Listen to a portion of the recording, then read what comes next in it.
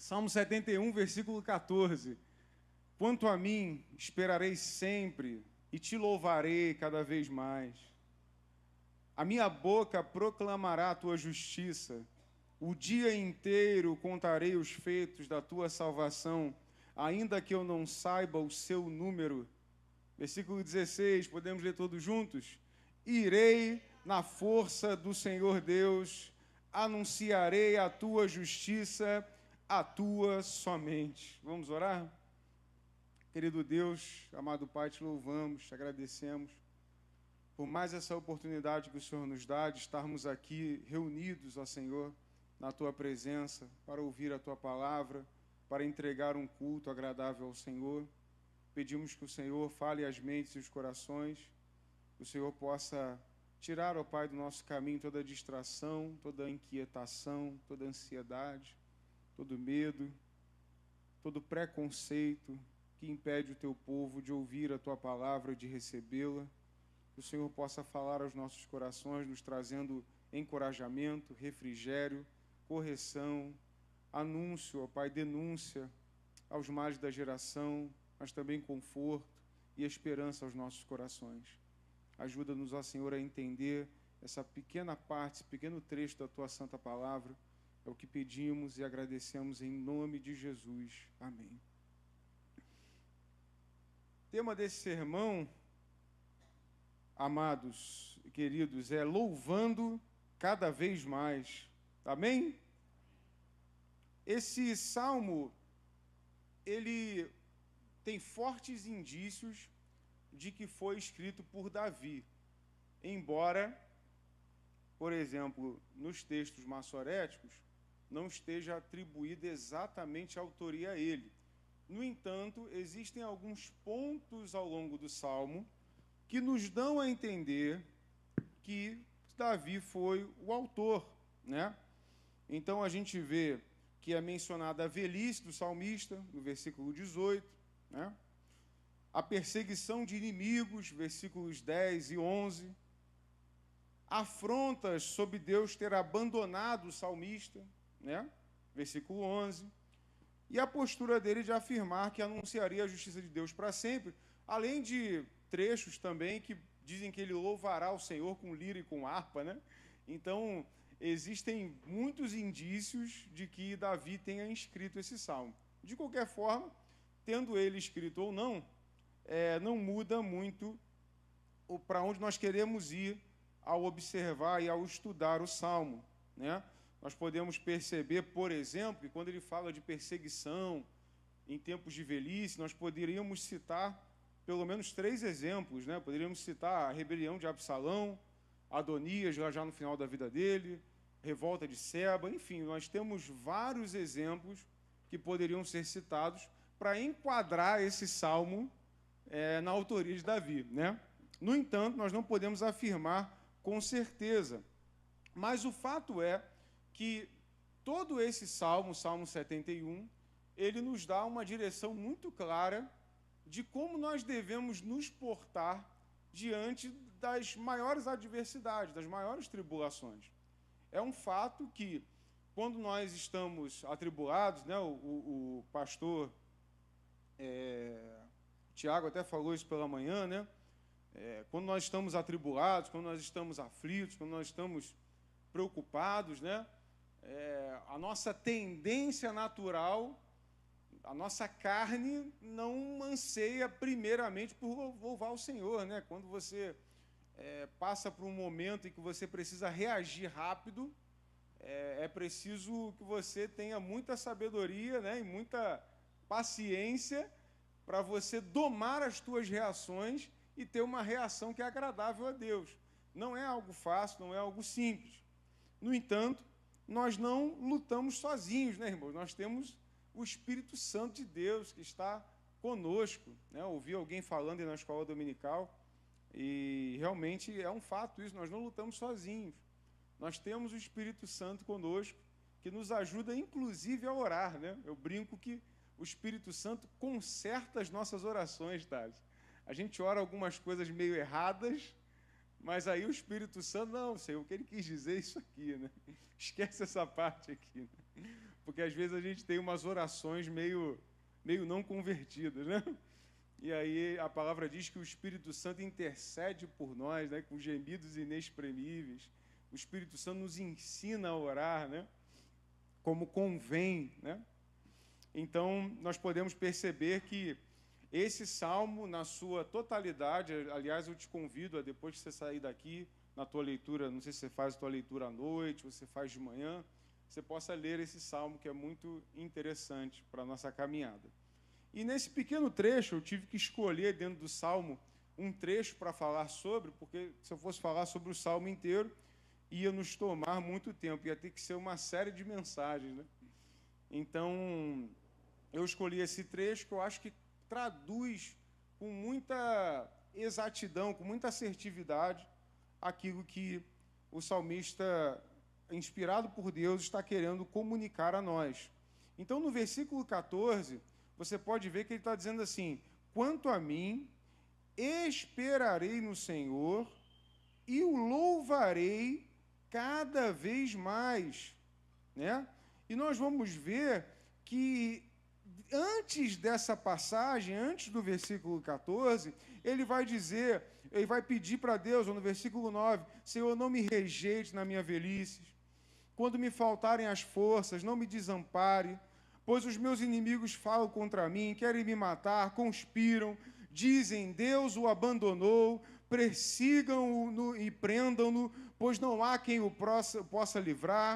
Ó Deus, não te ausentes de mim, Deus meu, apressa-te em me socorrer, que sejam envergonhados e consumidos os que são adversários da minha alma, cubram-se de vergonha e de vexame os que procuram o meu mal.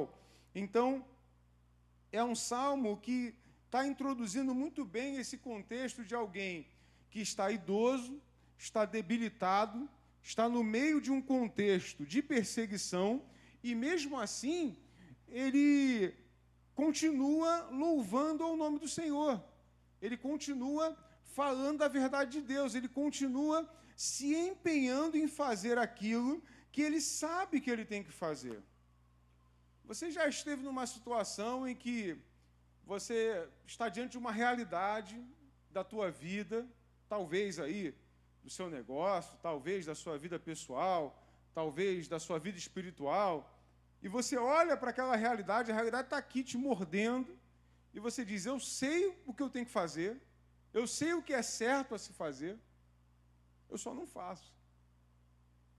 Eu sei a atitude que eu preciso tomar, eu sei aonde que eu preciso largar, aonde que eu preciso me agarrar, eu sei o que eu preciso fazer, mas mesmo assim eu não o faço. E aqui o salmista está nos dando o exemplo correto daquilo que nós temos que fazer. Quando nós observamos uma realidade e nós vemos que nós precisamos fazer algo, nós precisamos ter uma atitude, Deus nos manda ter uma atitude, nós não podemos correr do mandamento do Senhor. Porque nós devemos lembrar que o Senhor não nos manda fazer nada porque simplesmente é a vontade dele, como se a vontade dele fosse a vontade de um homem. Não, a vontade do Senhor é vida para nós. E isso é muito importante nós entendermos. Às vezes a gente pensa assim, pô, fulano, essa semana eu perdi um tio meu, né? Mais um. Que Deus o tenha, tio Salvador. Tenho boas lembranças com meu tio. E todas as vezes que a gente se depara com uma notícia dessa, a gente depara com a palavra da vontade do Senhor. E eu creio que o Senhor, ele determina as coisas. Eu creio que o Senhor, ele escreve histórias. Eu vivi isso muito, muito forte na minha vida, desde a minha infância, eu vivi esta realidade, né? Então, eu sei muito bem, tenho aprendido de Deus, que não é possível brigar contra a vontade de Deus. Tem gente que diz assim, não, eu vou ser como Jacó, vou lutar, boa sorte. Eu já não luto mais, não. Eu luto contra os meus inimigos, agora contra Deus, porque Deus é quem pode me garantir a vitória. Não é uma sábia política eu lutar contra o único que quer meu bem no mundo espiritual. Concorda comigo? Não é uma sábia política eu ir contra aquele que é o Criador e o sustentador de todo o universo. Portanto, quando eu penso em Deus, eu não posso pensar no homem. Eu tenho que pensar em alguém que é, sim, uma pessoa, mas que a sua vontade é vida para mim. É vida para nós, é vida para a igreja. Quando às vezes um pai quer algo para um filho, e nisso eu louvo muito ao Senhor pela vida do meu pai, porque meu pai dizia assim: Rodrigo, qualquer coisa que você se dispor a fazer, eu vou te apoiar 100%. Aí quando eu falei: pai, estou fazendo faculdade de teologia, vou ser pastor metodista, ele disse: eu te apoio, meu filho. E quem era da metodista freguesia sabe, todas as vezes que eu trazia uma palavra, meu pai estava presente lá, no primeiro banco. Mesmo não sendo um evangélico. Então, só que a gente conhece histórias, né, de pais que, às vezes, obrigam os filhos a fazerem certas faculdades, irem por certos caminhos. Pensam eles que, dessa forma, vai ser o melhor para os filhos. Mas a gente só não pode esquecer, pais, que além da história que você quer escrever para o seu filho, tem a história que Deus quer escrever. E a história que Deus quer escrever, Ele vai passar por cima de mim para cumprir na vida dos meus filhos. E que bom que Ele vai passar por cima de mim, porque Ele é muito melhor do que eu. Eu não consigo enxergar um palmo da minha frente, um côvado, nas palavras de Jesus, ao curso da minha vida. Eu não consigo acrescentar. Mas às vezes eu quero traçar planos, mas Deus já tem um plano. Pastor, o que isso tem a ver com o versículo 14 do Salmo 71? Olha o que ele está dizendo aqui, amados. Quanto a mim, esperarei sempre e te louvarei cada vez mais. Como é que eu espero se eu não confio? Como é que eu descanso se eu não confio? Os irmãos sabem que eu trabalho na área de elétrica, automação, refrigeração, já há alguns anos na área de data centers, né? E nessa área da engenharia, do corpo técnico, às vezes eu me deparei com lideranças, com gestores, que não confiavam nos seus subordinados. Então ele mandava o técnico ir para uma atividade, mas ele não confiava que aquele técnico ia fazer a atividade. E muitas das vezes, na minha antiga empresa, eu era enviado depois de um técnico ir, porque eles confiavam em mim e não no cara. Eu falava assim: manda o cara embora, pô. Porque se você não confia nele, como é que você pode dizer que ele é o seu técnico? Se você não descansa, de que adianta você o enviar? E uma das coisas que eu louvo a Deus na vida do gestor que eu tenho hoje, lá no meu trabalho, que eu tive na minha antiga empresa e tenho agora, é que ele confia no trabalho. Ele diz: Bottino, você vai fazer isso aqui. E ele deixa na minha mão, e quando eu mando para ele o negócio pronto, ele nem revisa, ele já manda direto para quem tem que mandar. Confiança é o precursor do descanso. Ou seja, se você não está conseguindo descansar, é porque você parou de confiar.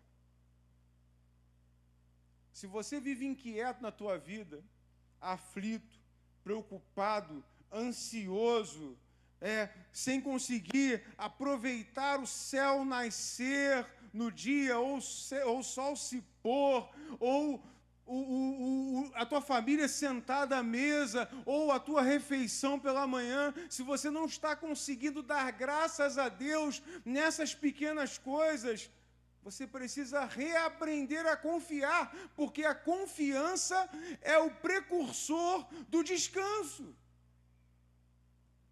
Eu só espero e descanso onde eu confio. Se eu não confio, eu não espero. E se eu não espero, eu não descanso. E se eu não descanso, eu não tenho paz. E eu vejo isso muito lá no meu ambiente de trabalho. Aí o pessoal queria me desdobrar. Irmãos, vocês não sabem a quantidade de fins de semana de domingos, de fim de semana, que eu me recusei a trabalhar, porque eu tinha que estar aqui na casa do Senhor. Alguns eu não consigo recusar. Eles falavam, tem que ser você. Agora, nos que eu dizia assim, eu posso recusar? Precisa ser eu? Não, meio que não precisa não. Então tá bom, então não vou não. Sabe por quê, irmãos? Porque quem me abriu aquela porta foi Deus.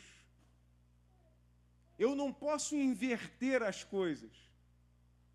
Eu não posso estar aqui neste altar, pedir para Deus abrir uma porta e me prosperar. Quando Ele abre a porta e me prospera, eu inverto a ordem de prioridades. E eu passo a crer que a porta que me foi aberta é quem me dá sustento e não quem abriu a porta. E quantos não têm caído nisso? Quantos não são tentados dessa forma? Quantos não são açoitados pelo mundo, apertados pelo mundo, e diz, olha, aqui está difícil, lá fora está muito mais. Aqui está complicado, mas olha como é que está o Brasil, a instabilidade econômica, os governos, sempre foi assim, irmãos. Aliás, a vida nunca foi tão fácil. A vida nunca foi tão fácil.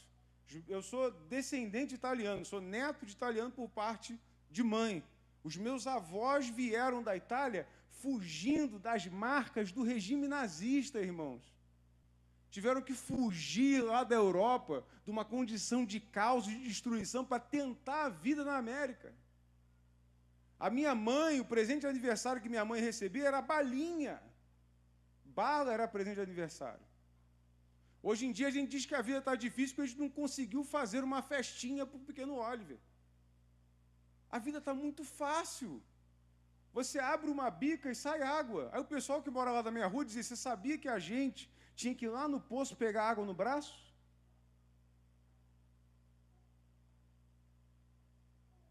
Hoje em dia o sujeito não quer nem levantar mais para apagar a luz. Alexa, apagar as luzes. Nada contra, tá, irmão? Mas às vezes eu trago essa reflexão como uma reflexão filosófica que vai um pouco além da coisa em si, né? A gente, às vezes, reclama que o Uber está demorando para chegar. Meu Deus do céu, há alguns anos atrás nem Uber existia. Só pegava táxi quem era rico, meu Deus do céu. Quando o sujeito chegava de táxi em algum lugar, falava, pô, esse cara tem dinheiro.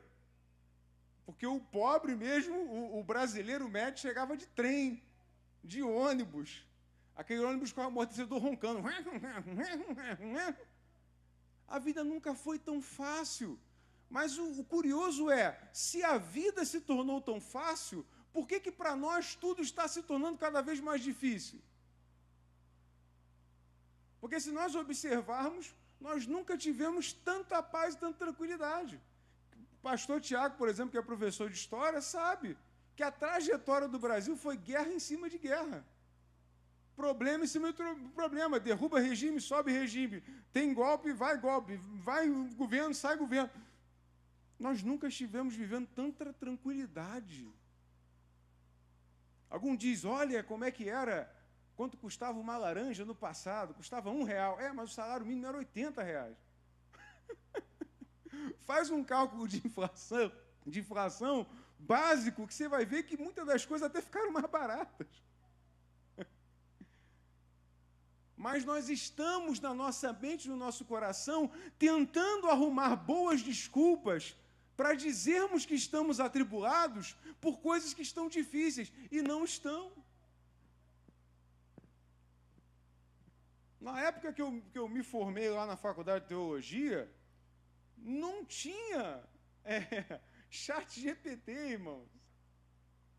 A internet, para você acessar, você tinha que ter dinheiro, irmão. Para você ter um smartphone, meu Deus do céu, tinha que ter dinheiro. Não era qualquer um que tinha aí agora não, rapaz. Que todo mundo tem um smartphone. Até tiraram já o aceitar dinheiro no ônibus, todo mundo está pagando lá no aplicativo. A vida nunca esteve tão fácil. Mas nós nunca estivemos tão cansados, tão desanimados, tão reclamões, tão ingratos, tão inventores de problemas como agora. Por que será? pode ser, né, alguns metidos a templários, né? Existem alguns hoje que são os neotemplários, tá, da internet, você já viu eles? É os estoicos templários. Eu falei, meu Deus do céu, que coisa maravilhosa, né? Aí eles dizem, não, é porque tempos difíceis geram homens fortes geram tempos de paz, tempos de paz geram homens fracos, e homens fracos geram tempos difíceis. Podemos dizer isso. Podemos dizer que, se nós não formos fortes o suficiente, nós podemos fazer com que a próxima geração, que é a geração aí do Bento, do Benício, do Oliver, da Serena, do Benjamin, seja uma geração fraca, que não consegue encarar problemas. Perceba, agora tem estudos de faculdades reconhecidas mundialmente que dizem que a adolescência ela vai até os 24 anos. Daqui a pouco, até os 30 anos, o sujeito vai se considerar um adolescente. E aí eu sempre tenho uma brincadeira, inclusive lá junto com os jovens, na escola dominical, que eu digo assim, depois que inventaram o jovem, é que o mundo foi abaixo, ô Flávio. Porque o que é o jovem? O jovem é um sujeito que já tem a plena idade para assumir responsabilidade por tudo que pode assumir. Nos tempos antigos, um jovem de hoje já estava com família formada, casa construindo, já estava fazendo negócio, investindo e tal. Enquanto hoje, o jovem é um sujeito, no geral, tá, irmãos? Não se ofenda no seu particular, no seu coraçãozinho. É um sujeito descompromissado, desconexo da realidade, agarrado na casa dos pais, com medo de enfrentar a vida, diz que o aluguel está caro, a casa está cara. Sempre foi, meu jovem padawan. Sempre foi. Nunca foi fácil. Você acha que para os seus pais foi molezinha? Só que a diferença é que diziam assim, não, lá atrás criava-se 11 filhos com o dinheiro que cria-se um. Claro, porque nos tempos antigos, há 50 anos atrás, não tinha mêsversário. Uma brincadeira, tá, irmão? Não se ofenda, pelo amor de Deus. Não sei quantos anos atrás, você não tinha que dar um tablet para o seu filho. Você tinha que dar comida, dar roupa, deixar ele na escola, estudar e acabou. Não, hoje em dia, para você ter um filho... Não, peraí. Você não levou ele para ver o Toy Story ainda? Não, mas não pode. Pô. E a roupa que ele está usando? Eu compro roupa para meus filhos lá na... Comprava, né? Lá na Cresci e Perdi. Aí hoje, eu já abandonei a Cresci e Perdi, Natália. Agora eu vou no achado do achado do achado do outlet, do outlet, do outlet. Aí eu compro coisa muito barata. O pessoal vê assim as roupinhas bonitinhas e fala, rapaz, pastor Rodrigo, né? Meu Deus, tá virando playboy. Não. São promoções excelentes. Vocês não fazem ideia. Eu posso botar vocês na boa. Só colar comigo que vocês ficam na boa. Né? Eu já mostrei para o pastor Tiago. Aí, ó, tem a boa ali. Não é furada, não. Então, por que se criavam 11 filhos antes? Porque hoje existe uma indústria do filho. Tudo que é infantil é mais caro. Tu vai comprar uma calça jeans para criança, com 1/10 do pano que leva a minha, é o mesmo preço.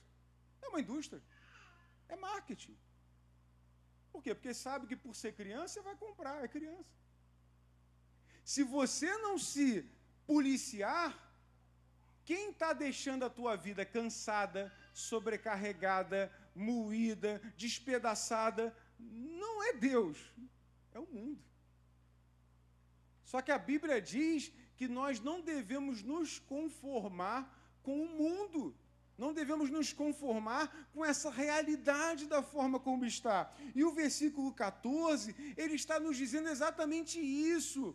Ele diz, ó, meu amado, minha amada, hoje faça o seguinte, abandone a forma como o mundo gere as coisas, como o mundo te pressiona a viver, e viva da forma que Deus quer que você viva.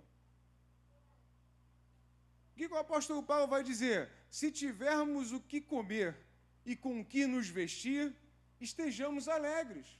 O que mais você vê hoje é gente vestida, bem alimentada, e ó, bem alimentada, bem vestida, e reclamando, e triste, e crente.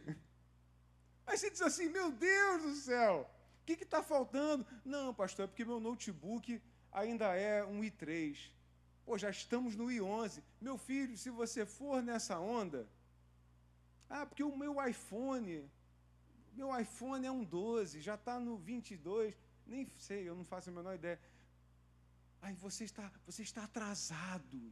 Aí o pequeno Jimmy, adolescente, ele vai dizer assim, Thales, papai, o meu iPhone está atrasado. Aí o papai vai e se mata, para gastar R$4.000 num telefone. Aí vem o ganso dentro do ramal Japeri, pega o telefone, ó, e sai correndo. Porque ele vê de longe o que é um iPhone e ele te mapeia, ele vai lá te buscar. E aí a gente fica assim, meu Deus do céu, por que isso aconteceu comigo? Meus irmãos, nós precisamos entender que o que eu estou falando não é de marcas de telefone ou de valor de bens. Eu estou falando para os irmãos de aonde e como e de que forma eu estou colocando a minha esperança. Aonde está o meu descanso? Aonde eu tenho paz, aonde eu tenho refrigério, aonde eu consigo repousar os meus ossos e dizer, aqui eu estou em bom lugar. E o salmista, qual penso eu que seja Davi, nos mostra que não há circunstâncias aonde a confiança e a esperança não deva fazer parte de nós. Porque Davi estava velho, cansado, perseguido, difamado, e mesmo assim ele estava dizendo, vou esperar no Senhor. E vou louvar. E não somente isso, Pedro, eu vou louvar cada vez mais. Eu não vou louvar da mesma forma porque eu estou perseguido. Eu vou louvar mais porque eu estou sendo perseguido. E o pastor Tiago falou de manhã, eu concordo, né? Mas às vezes o discurso é um pouco mais fácil do que a prática, né? Na hora de falar, isso é muito fácil de falar. Muito fácil até de pregar. Mas e na hora de viver? Bem, na hora de viver, nós não vamos viver isso sozinhos. Nós temos o Espírito Santo conosco.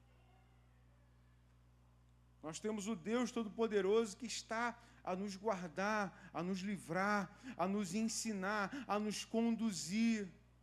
Estava conversando há uns dias atrás com um grande amigo que Deus me deu, não faz parte aqui da nossa comunidade, fiquei quase 3 horas com ele no telefone, e ele estava contando isso para mim, confessando isso, falou, Botino, eu sou muito ingrato. Eu falei, caramba, que curioso ouvir isso, né? A gente não ouve, né?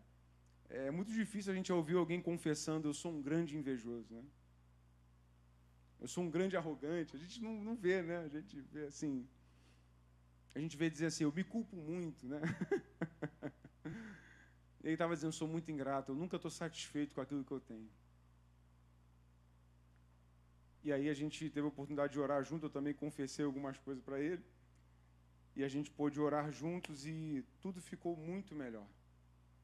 E aí que está a importância de nós não caminharmos sozinhos, de nós não caminharmos solo.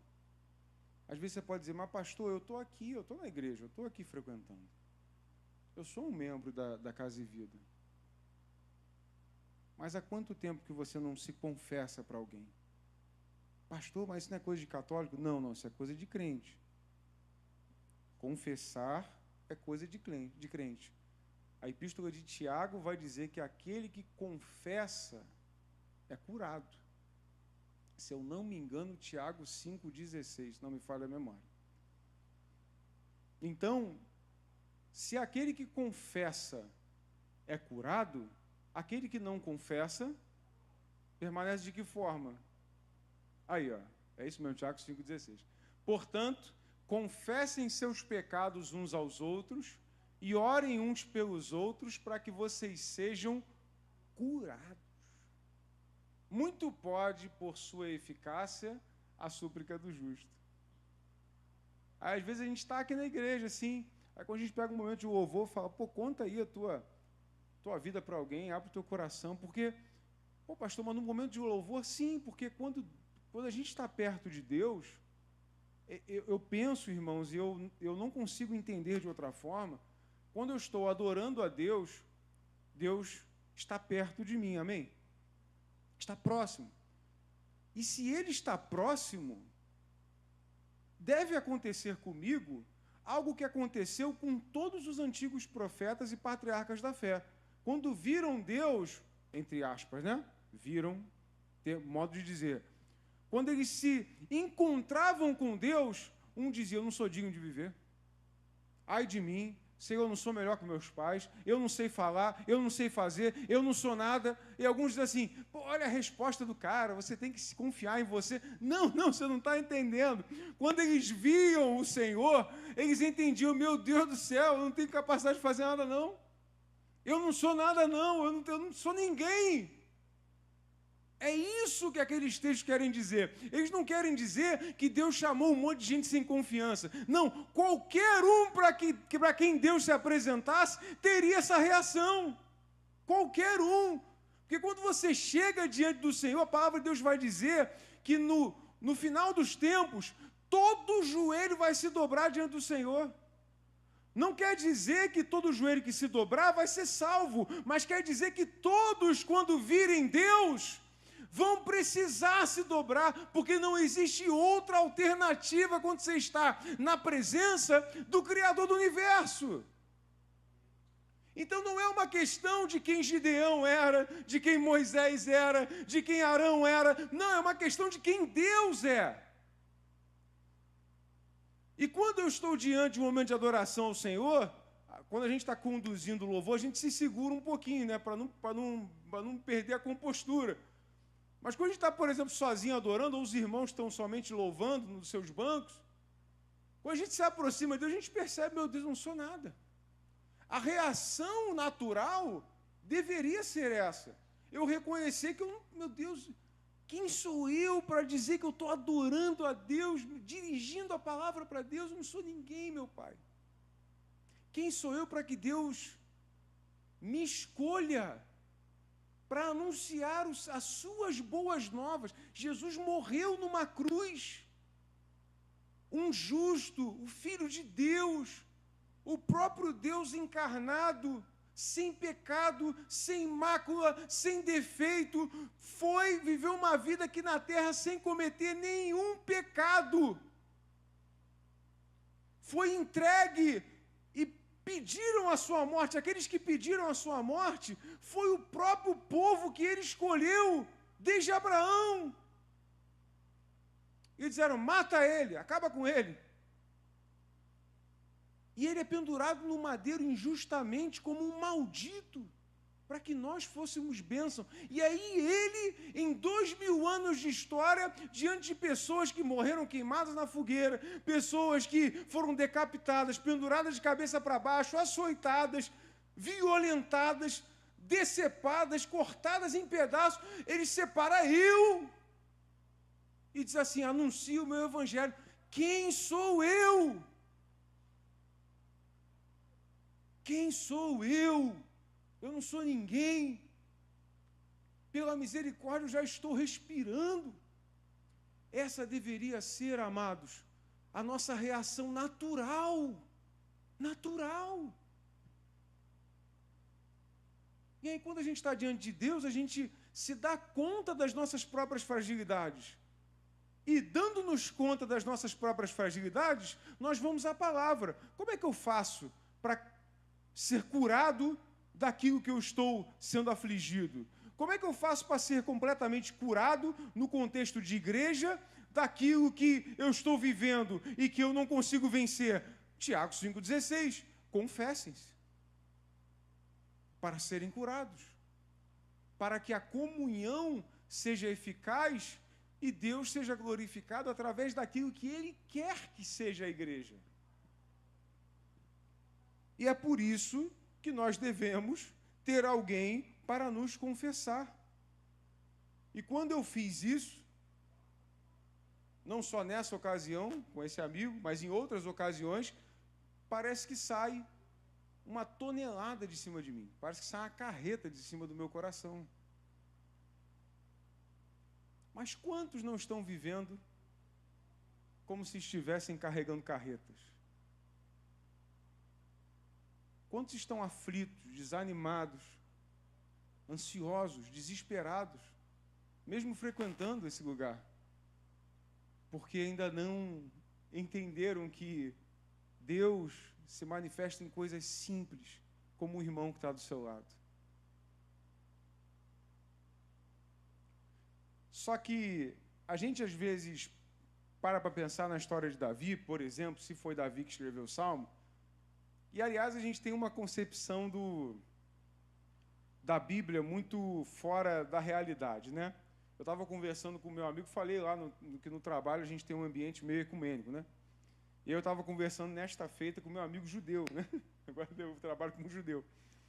E a gente estava conversando sobre a questão da era dos milagres, se ela continua existindo, se ela não continua, por que não continua, e ele estava expondo a visão dele. Ele diz, não, os milagres já não ocorrem mais daquela forma, porque por causa de algumas questões que ele elencou lá. E eu disse, mas a gente tem que também tomar um cuidado, porque às vezes a gente olha a narrativa bíblica e pensa que nos tempos antigos tinha milagre todo dia. Era um episódio de... Ninguém deve ter jogado isso. Dungeons and Dragons, né? É coisa de nerd. Deixa pra lá. Onde tinha Hobbit, Senhor dos Anéis, né? Vamos lá. Aí você via dragão voando no céu, demônio, né? Pegando as pessoas pelo cangote, voando. A gente acha que o mundo antigo era repleto de sinais e maravilhas. Mas a gente esquece que, por 400 anos, o povo hebreu viveu jugo pesado debaixo do Egito. O que falaram, então, do cativeiro babilônico? O que a gente pode dizer de vários períodos da história em que o povo sofreu por anos, talvez séculos? Período intertestamentário, que 400 anos Deus não falou para o profeta nenhum, ou seja, você não tem relatos oficiais de maravilhas, de curas, de sinais, de anúncios. Ou seja, existe um período imenso da história de todos aqueles homens e mulheres que não são narrados e que, portanto, não aconteceram nada extraordinário, não aconteceu nada extraordinário. E às vezes a gente olha a Bíblia e a gente pensa assim, não, porque lá acontecia milagre todo dia, a gente vê a caminhada de Paulo, né? Quem lê Atos dos Apóstolos vê muito isso, estava lendo ontem Atos dos Apóstolos, e a gente vê que a caminhada de Paulo tinha muitos sinais, muitas maravilhas, mas você pode ver que aqueles sinais, aquelas maravilhas, eram um anúncio do poder de Deus que havia de chegar, uma chamada de atenção, muitas das vezes, para aquele povo entender que a autoridade estava sobre Paulo, e Paulo converteu uma cidade, fazer discípulos, e você pode ver que, com o passar do tempo, esses milagres, esse volume de milagres, ele vai diminuindo. Por quê? Porque muitas das vezes aquilo ali serve como o termo bíblico diz, um sinal. Um sinal. Ele acontece, as pessoas veem, meu Deus do céu, Deus está aqui, hein? Chama a atenção das pessoas, as pessoas se convertem, e aí aquele ambiente extraordinário, ele não perdura todos os dias. Eu vou ver milagre todo dia. Não, desculpa, Abraão não viveu milagre todo dia. Eu não sou melhor do que ele. Paulo não viveu milagre todo dia. O barco dele afundou, serpente picou ele, tomou muita chicotada nas costas. Eu tenho certeza que quando ele tomou chicotada, ele não viu milagre não, irmão. Não viu? A gente quer falar dos milagres, mas ninguém quer tomar chicotada. Era uma vida muito intensa, né? Convenhamos que era uma vida intensa. Então, assim, a gente tem que parar também com essa ideia de que a gente vivia milagre todo dia e Davi adorava a Deus porque ele via milagre todo dia. Não, ele não via. Ele viu os filhos se rebelarem contra ele. Ele viu a consequência do pecado dele, matar milhares do seu povo. Davi viu muita coisa. Então, a vida de Davi teve também muitas derrotas. Só que a gente tem uma tendência. Se vocês não têm, tudo bem, mas às vezes eu tenho. De quando eu olho a vida do outro, eu olho mais por aquilo que está bom e nunca vejo aquilo que está mal. Aquilo que está ruim. Aí quando eu olho para a minha vida, eu vejo mais o que está ruim e menos o que está bom. Aí tem aquele velho ditado, a grama do vizinho é sempre mais verde. E isso acontece. A gente olha para o outro e a gente vê, olha lá. como é que está vivendo bem, como é que está tranquilo, como é que está isso, como é que está aquilo. A gente não sabe o que aquela pessoa passa. A gente não sabe o que ela enfrenta, a gente não sabe a história dela. E também, por outro lado, a gente olha para si mesmo e a ingratidão toma conta do nosso coração, porque a gente, às vezes, é incapaz de observar o tanto de bênçãos e de misericórdia e de favor que nos envolvem todos os dias. Portanto, não pense que Davi escreveu o que escreveu naquele salmo porque a vida dele era diferente da sua. Não, a vida dele era igual à nossa. Talvez até pior. Mas mesmo assim, ele foi um homem que esperou e louvou ao Senhor ainda mais nos momentos de aflição e de problema. No versículo 15, olha o que ele vai dizer, ele vai continuar esse pensamento dizendo: a minha boca proclamará a tua justiça, o dia inteiro contarei os feitos da tua salvação, ainda que eu não saiba o seu número. Ou seja, o salmista está dizendo que mesmo ele não podendo contar o tamanho das bênçãos do Senhor, falou: Senhor, o que eu lembrar eu vou contar. O que eu lembrar eu vou declarar. Ou seja, para ele se lembrar e declarar, ele precisa se lembrar de coisas boas. Eu não posso viver a minha vida remoendo os meus fracassos. Eu não posso viver a minha vida questionando as minhas derrotas. Eu não posso viver a minha vida questionando e brigando com Deus por aquilo que eu penso que deveria ter. Porque se eu viver deste modo, eu não vou conseguir fazer isso.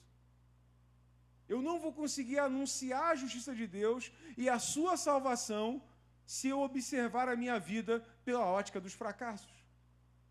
Mas, se eu observo a minha vida pela ótica do que Deus já fez e da onde Deus me tirou e para onde Deus me levou e o que Ele tem feito na minha vida e o que Ele está fazendo na minha vida e do como Ele mudou a minha sorte, como abençoa a minha família, quando esses pensamentos encherem o meu coração, eu vou conseguir proclamar a salvação de Deus. E nós estamos, amados, na igreja nesse momento de virada. Nós precisamos proclamar salvação para alguém próximo a nós. Nós precisamos contar os feitos do Senhor para alguém. Eu tenho certeza que você tem um testemunho. Eu tenho certeza que você tem uma história. Eu tenho certeza que você tem algo a declarar. Mas enquanto você ficar reclamando do governo, você não vai conseguir declarar a salvação do Senhor. Enquanto você ficar reclamando dos preços no mercado, você não vai conseguir proclamar essa salvação. Enquanto você reclamar da violência do Rio de Janeiro, você não vai conseguir proclamar essa salvação. Já tem gente demais observando a vida pela ótica do fracasso, daquilo que não dá certo. Seja você luz e sal no meio desse mundo de trevas. Eu não estou te chamando e nem te dizendo para viver uma vida positivista, que é alheia à realidade, que não consegue enxergar a realidade como ela é. Não, mas você é alguém que está próximo de Deus e recebeu o Espírito Santo, que você consegue ver o mundo com as lentes de Deus, de alguém que consegue observar a realidade, sabe que o pecado está ali, sabe que a escravidão está ali, sabe que existe muito problema, mas você sabe também que existe um Deus que é capaz de mudar qualquer realidade. Ele mudou a sua e pode mudar também a realidade daqueles que estão à sua volta. Eu nunca deixo de ter essa imagem na minha cabeça de um Deus onisciente. Eu sempre cito isso aqui nos sermões, nunca me canso. A gente pensa assim, Deus é onisciente. Eu não sei vocês, irmão, mas se eu assistir 15 minutos de Cidade Alerta, eu tenho a vontade de me tornar o justiceiro da Marvel. 15 minutos de Cidade Alerta. Qual é o justiceiro da Marvel? Eu tenho vontade de me tornar o justiceiro. Já falei para vocês que eu sou um assassino arrependido. Nunca dei um tiro em ninguém, mas já matei muita gente do meu coração. sou um réu confesso. Então, Deus vê o Cidade Alerta vezes 1000, 24 horas por dia. Quantos ele condenou? Sabe por quê? Porque existe um evangelho que pode ser pregado. Existe uma esperança para aqueles que estão virando hoje capa da matéria do Cidade Alerta. É a salvação em Cristo Jesus. A minha boca proclamará a tua justiça. O dia inteiro contarei os feitos da tua salvação, ainda que eu não saiba o seu número. Senhor, não importa o quanto eu sei, eu vou falar das maravilhas de Deus. E eu conheci alguns evangelistas na minha vida, e eu louvo muito ao Senhor por aqueles que têm esse dom. Eu acho maravilhoso aquele que fala com simplicidade das grandezas de Deus. Eu falo, meu Deus do céu, será que um dia quando eu crescer eu vou ser assim? Conheci alguns evangelistas muito abençoados na minha vida. Você também pode ser um. Você talvez foi chamado para ser um também. Ainda que não seja um evangelista das ruas, você pode ser um evangelista dos lares. Você pode ser um evangelista do escritório. Você pode ser um evangelista do trecho, do ônibus, da viagem. Você pode proclamar a salvação. Você deve proclamar a salvação. Você tem o poder para isso, porque Deus te deu esse poder. O anúncio da justiça de Deus só pode vir de alguém que de fato o conhece. Você conhece a Deus? Proclame a justiça dele. Aí você vai dizer assim, não, pastor, já entendi, Deus é justiça, eu tenho que chegar lá para o bandido e dizer, você vai para um inferno, eis a justiça. Não, não, não, não. A palavra diz que nós fomos justificados. Quem é que nos justificou? Foi a bala? Não, foi o sangue de Jesus. A palavra diz que nós fomos justificados. Quem é que nos tornou justos? Nós mesmos, porque vivemos uma vida muito bonitinha, não temos uma multa na CNH, né? Nunca ficamos devendo a ninguém. Não, não, não, não. Quem nos justificou dos pecados do nosso coração foi o sangue de Jesus na cruz. Da mesma forma, na vida de um bandido, de um criminoso, de um suicida, na vida de um depressivo, na vida de qualquer pessoa, quem justifica ela? O sangue de Jesus sobre a vida dela. E o nosso caminho não é de condenação, mas é um caminho de salvação. Nós precisamos proclamar essa salvação, porque a palavra do Senhor vai dizer também, não faça justiça com as suas próprias mãos, minha é a vingança, eu retribuirei, diz o Senhor. No grande dia, aqueles que não se arrependeram vão presenciar o castigo eterno. O livro de Apocalipse vai dizer que eles estão lá, vão ser condenados. Nós não temos esse poder. A palavra do Senhor diz que o trigo e o joio crescem juntos. E se eu tento arrancar o trigo antes do tempo, ou o joio, eu posso arrancar o outro junto sem querer. Jesus diz isso. Ele diz, espera crescer tudo, e quando vier o Senhor, vai fazer a colheita. Ele vai separar quem é quem. Cuidado com os pré-julgamentos. Cuidado com os preconceitos. Cuidado quem você acha que não é de Deus, quem você acha que é de Deus, quem você acha que dá testemunho, quem você acha que não dá. Cuidado com o julgamento temerário, porque quem sabe quem é trigo e quem é joio é o Senhor. Cabe a nós amar, cabe a nós anunciar, cabe a nós nos alegrar, cabe a nós nos regozijar na salvação que Ele nos deu. Aleluia. E no versículo 16, para terminarmos, irei na força do Senhor Deus, anunciarei a tua justiça, a tua somente. E aí nós estamos diante de mais uma coisa muito poderosa. O problema, muitas das vezes, não é eu anunciar a justiça de Deus. O problema é eu anunciar somente a justiça de Deus. Às vezes, alguns de nós podemos anunciar a justiça de Deus, junto com outras justiças. Só que o salmista está dizendo para nós que nós devemos anunciar somente a justiça de Deus. Não existe outra justiça, outra régua, outra forma de pensar que deve ser a nossa forma, que deve ser o nosso padrão. A única justiça que nós temos que anunciar é a de Deus. O que isso significa? Você já confessou o Senhor como seu Senhor e Salvador? Você é um cristão de verdade? Diga, né? Eu sou, né? Eu sou, você não pode ter dúvida disso. Você é. Então você está proibido de ir na sua própria força. Você está proibido.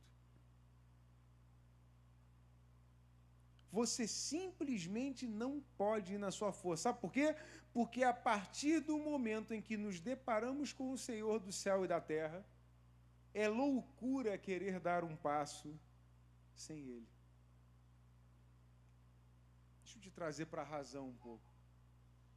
Você conheceu essa Bíblia, esse livro que, em suas muitas cópias espalhadas aí ao redor do mundo, primeiramente do Medo Oriente, da Ásia Menor, encontrados vários pergaminhos, várias cópias, vários trechos que se juntaram. Um dos mais recentes foram os de Qumran, né? Então eles confirmaram a veracidade desse texto, desses livros. E a partir desses livros você conheceu Jesus. E conhecendo Jesus, você viu que as pessoas deram testemunho de Jesus. Mas como deram testemunho de Jesus? Morreram por aquilo que creram? Não, morreram por aquilo que viram. É diferente. Porque muitos morrem pelo que creem. Há pessoas se explodindo por aquilo que creem. Mas nós somos aqueles que servimos a um Deus que morreu numa cruz e que foi testemunhado por pessoas que morreram por aquilo que viram. Por aquilo que foram testemunhas oculares. E a partir destas testemunhas oculares, pessoas passaram a morrer por aquilo que creram. Mas os primeiros a morrer foram as testemunhas oculares.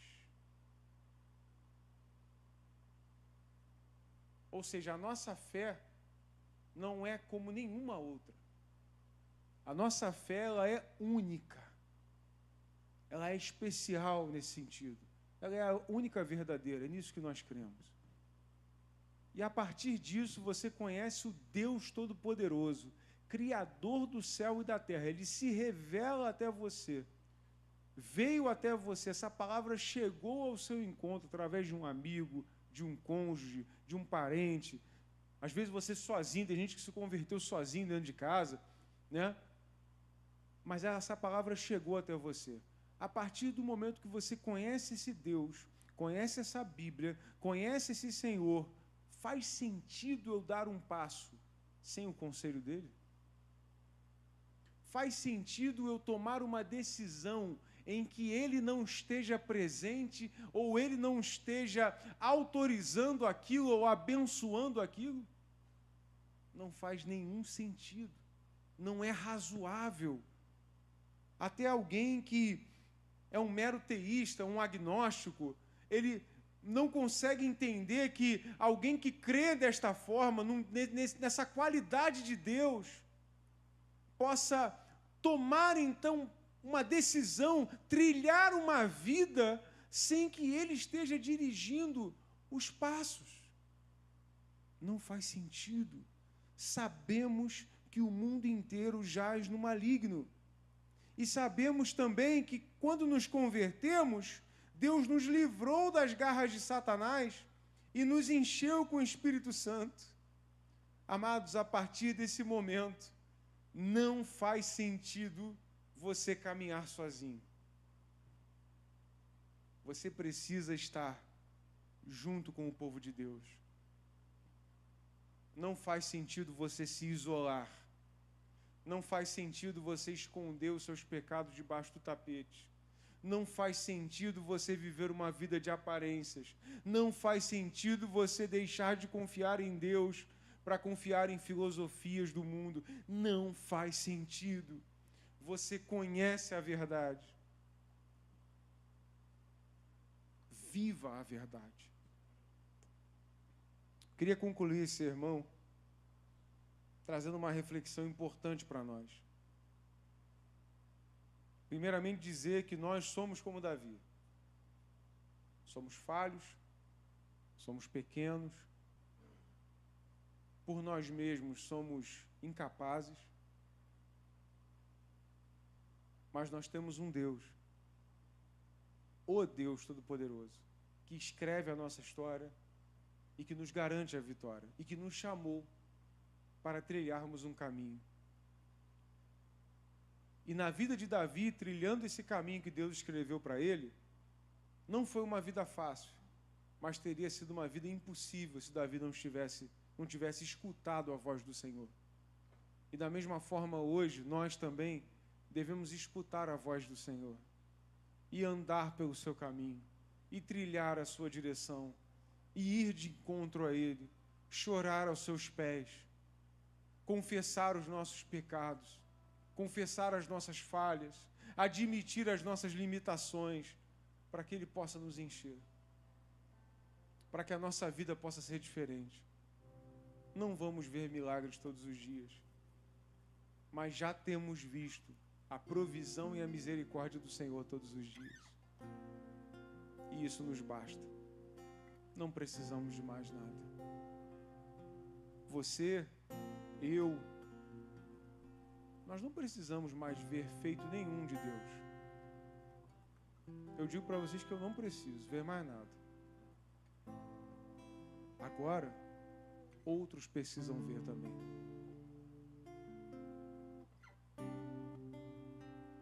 Se uma semente não morre, ela não consegue gerar vida, não é isso? Eu devo parar de buscar para mim. Agora quem precisa ver são os meus filhos.